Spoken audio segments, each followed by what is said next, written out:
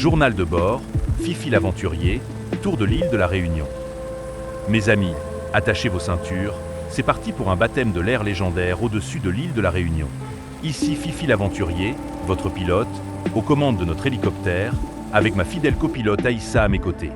On est le 31 juillet 2025, 13h pile, et on s'apprête à décoller de l'héliport de l'aéroport Roland-Garros, à Saint-Denis.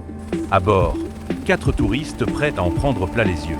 Le vent souffle fort aujourd'hui, avec des rafales entre 20 et 30 nœuds, mais pas de panique, Aïssa et moi, on va vous emmener dans un voyage de 35 minutes à travers les paysages les plus spectaculaires de l'océan Indien.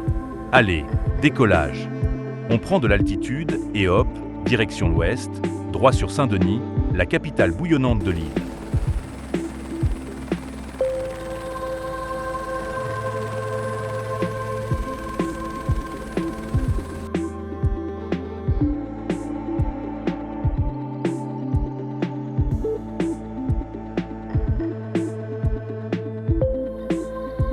Regardez en bas, c'est le CHU Félix Guyon, l'hôpital principal de la Réunion, un vrai pilier pour les 860 000 habitants de l'île. Saint-Denis, c'est le cœur administratif et culturel, avec ses bâtiments coloniaux, comme le palais Rontonnet, et ses marchés colorés où l'on trouve des épices, du rhum arrangé et des fruits tropicaux.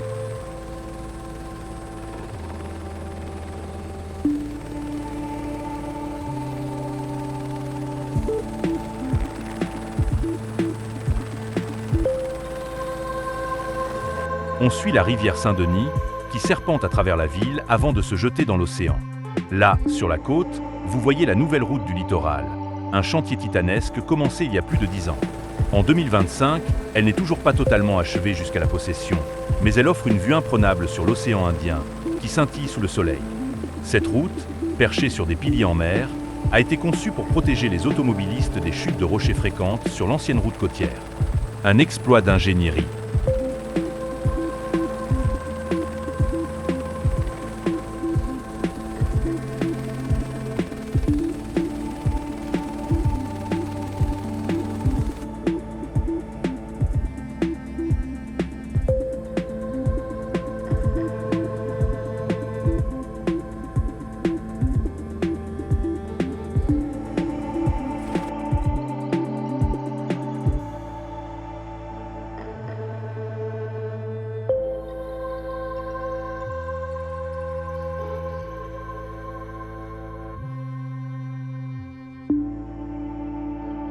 On longe le boulevard du Prince Wilson, avec ses palmiers et ses vagues qui viennent caresser la côte. On arrive au-dessus de la ville du port, le poumon industriel de l'île. Regardez cette usine électrique qui alimente une bonne partie de la Réunion en énergie.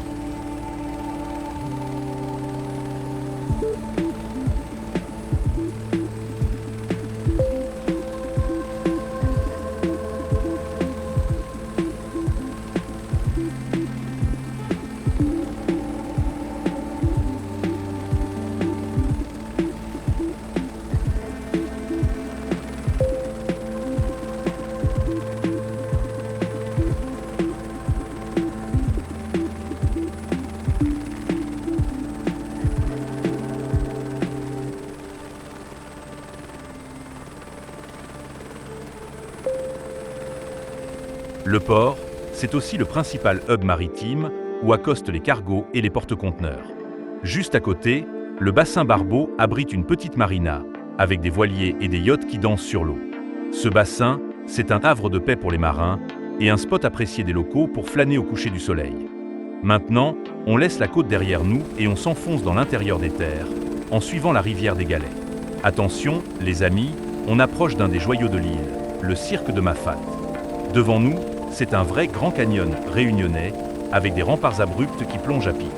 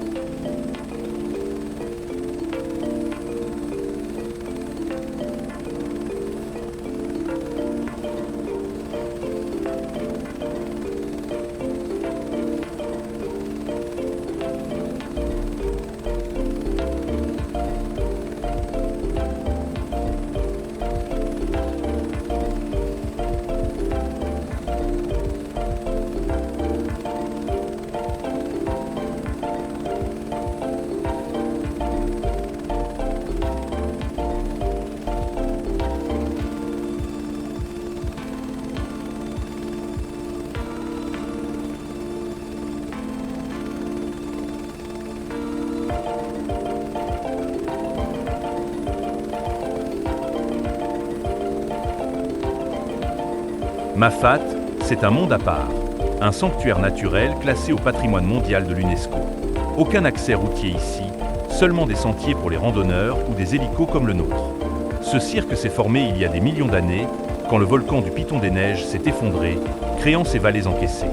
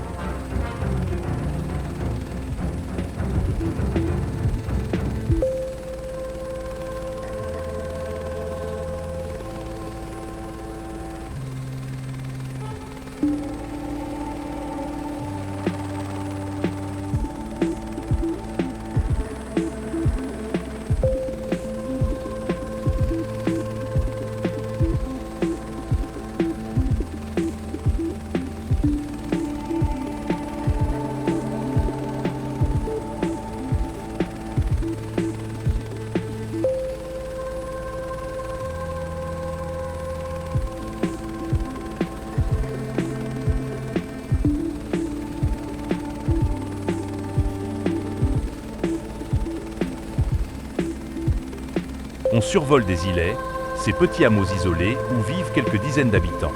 Regardez Îlet des Orangers, avec ses cases créoles nichées dans la verdure, ou Grand Place, où les habitants cultivent des lentilles et élèvent des poules en autarcie. Au loin, le Piton carré dresse sa silhouette imposante, comme un gardien de Mafate.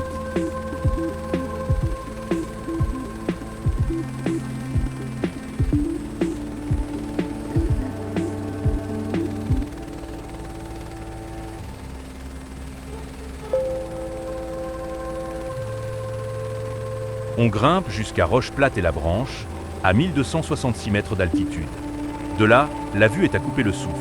Des falaises vertigineuses, des cascades qui dévalent les pentes, et une végétation luxuriante où poussent des fougères arborescentes et des tamarindéos. Aïssa, tu confirmes, c'est magique, non? Elle me fait signe que oui, et elle a bien raison.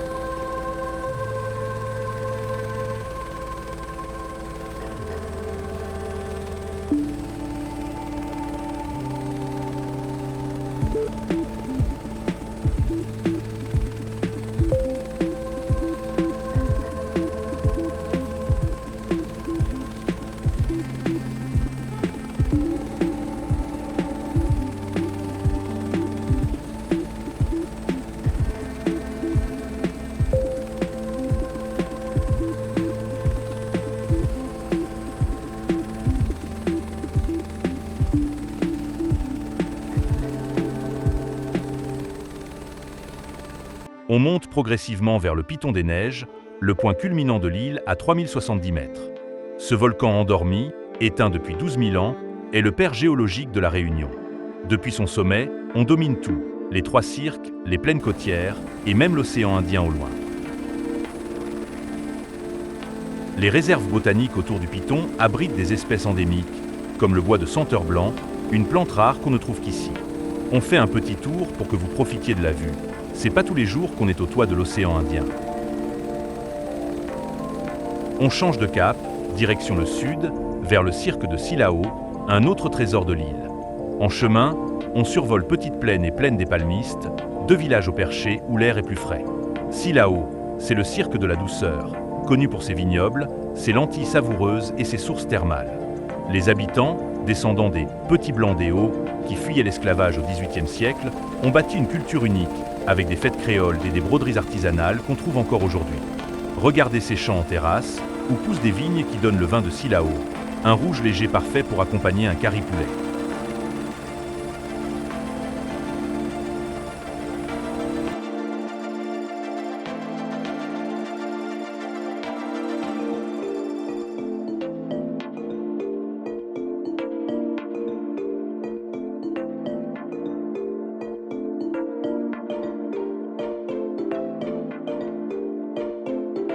On redescend maintenant vers l'est, cap sur Saint-Benoît et Saint-François. La côte est sauvage ici, avec des falaises basaltiques et des vagues qui explosent contre les rochers. Saint-Benoît, c'est la porte d'entrée de l'Est, une région humide où la canne à sucre et la vanille règnent en maître. Vous saviez que la Réunion produit une des meilleures vanilles du monde? Les gousses de Bourbon, cultivées ici, parfument les desserts des plus grands chefs.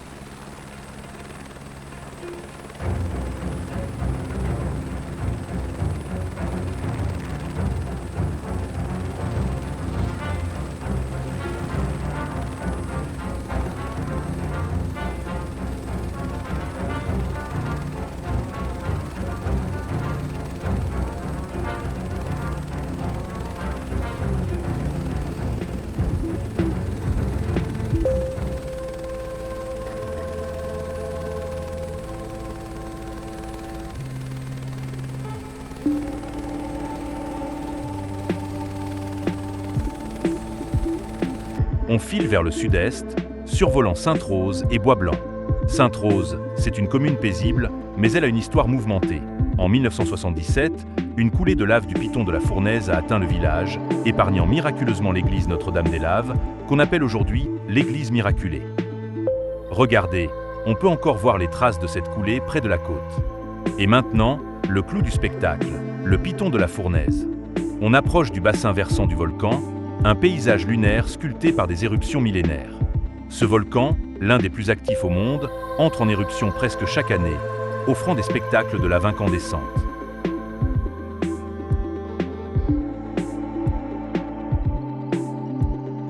On remonte ces pentes où des petits cratères, comme le Formica Leo, parsèment le terrain.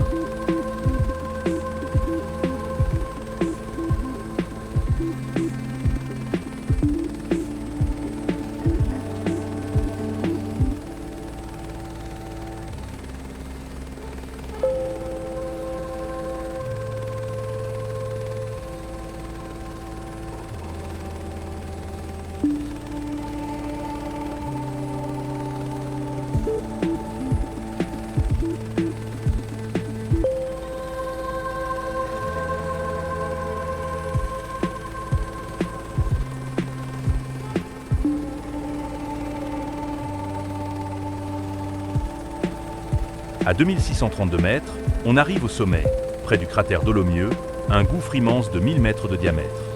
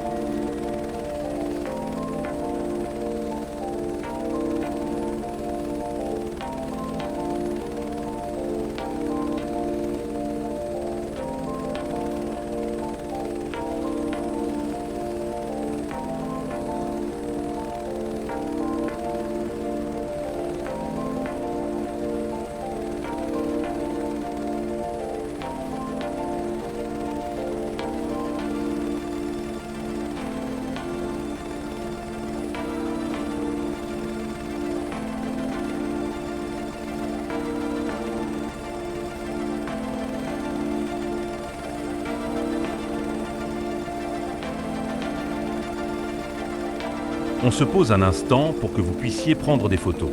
Regardez ce contraste, le noir du basalte, le rouge des scories volcaniques et au loin, l'océan bleu. Ce cratère s'est formé en 2007 après un effondrement spectaculaire. Et depuis, il fascine les géologues du monde entier. Allez, on redécolle, direction la plaine des Sables, une étendue désertique qui ressemble à Mars.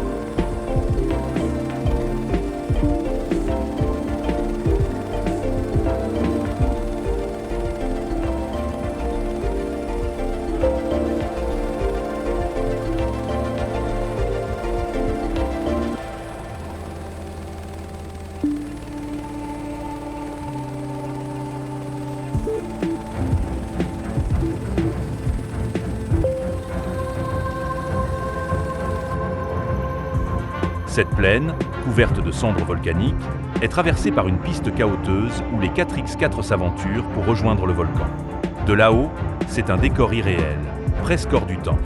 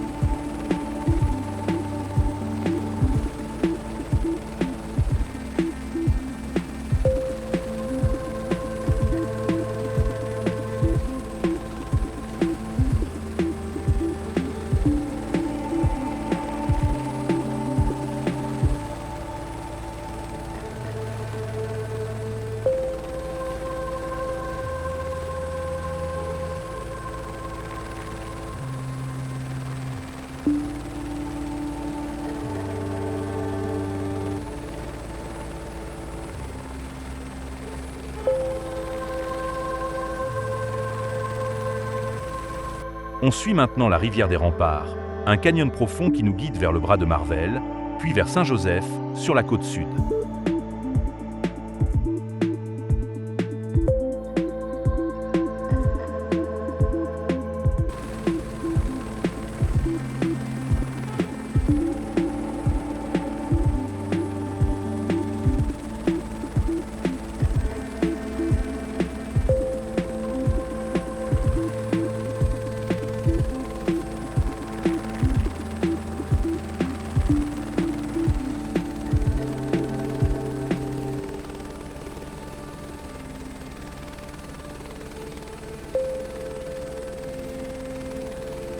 Saint-Joseph, c'est la ville du Sud sauvage, avec ses falaises abruptes et ses plages de sable noir. Les vagues de l'océan Indien sont puissantes ici, et les surfeurs locaux s'en donnent à cœur joie. La région est aussi connue pour ses cultures de curcuma et de vétiver, une plante utilisée en parfumerie.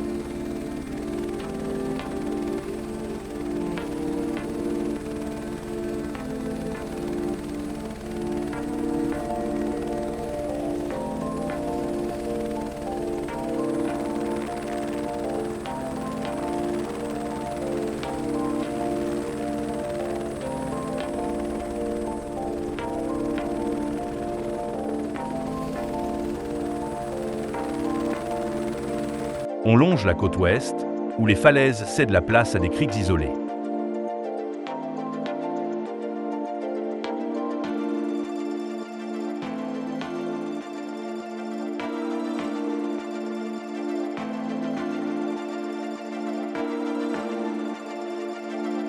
On arrive à Saint-Pierre, la grande ville du Sud, souvent appelée la capitale du Sud. C'est un carrefour stratégique, avec une route qui traverse l'île des Ouest, reliant Saint-Pierre à Saint-Benoît. Saint-Pierre, c'est aussi une ville festive, avec son front de mer animé, ses restaurants créoles et son marché couvert où l'on trouve des samoussas et des bouchons à se damner. Depuis le Tampon, une ville agricole perchée à 500 mètres d'altitude, on replonge dans la vallée du bras de Silao. Le Tampon, c'est le fief des fleurs et des fruits tropicaux, avec des champs d'ananas et des serres d'orchidées.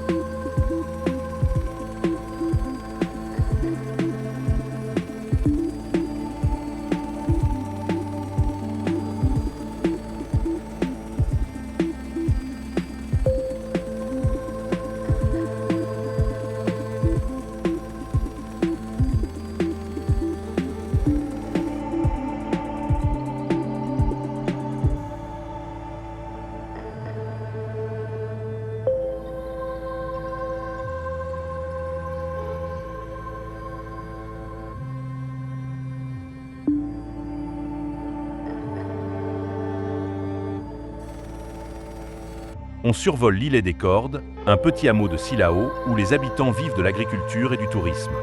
On pénètre ensuite dans le cirque de Salazie, le plus verdoyant des 3 cirques. Regardez ces cascades qui dévalent les falaises, comme le voile de la mariée, une chute d'eau légendaire nommée pour sa ressemblance avec un voile nuptial. Salazie, c'est un paradis pour les botanistes, avec des forêts de bambous, des goyaviers sauvages et des chouchous, une plante grimpante dont on cuisine les fruits en gratin.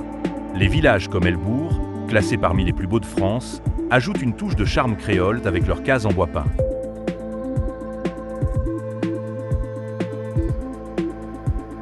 On remonte une dernière fois vers le Piton des Neiges pour un ultime coup d'œil sur l'île.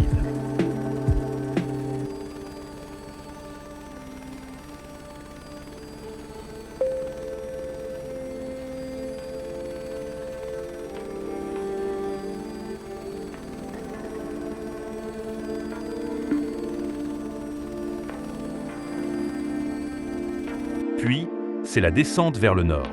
On passe au-dessus de l'abri des Grands Sables, un refuge pour les randonneurs, et de Piton Pagani, un sommet secondaire. Grand Islet apparaît, un village paisible où l'on produit du miel artisanal et des confitures de goyave. On plonge dans le canyon, survolant des forêts denses où vivent des oiseaux endémiques, comme le tuitui, un petit passereau en voie de disparition que les écologistes tentent de sauver. La rivière Saint-Denis réapparaît, et Saint-Denis se dessine à l'horizon, avec ses gratte-ciel modestes et son port animé. L'aéroport Roland-Garros nous attend pour un atterrissage en douceur.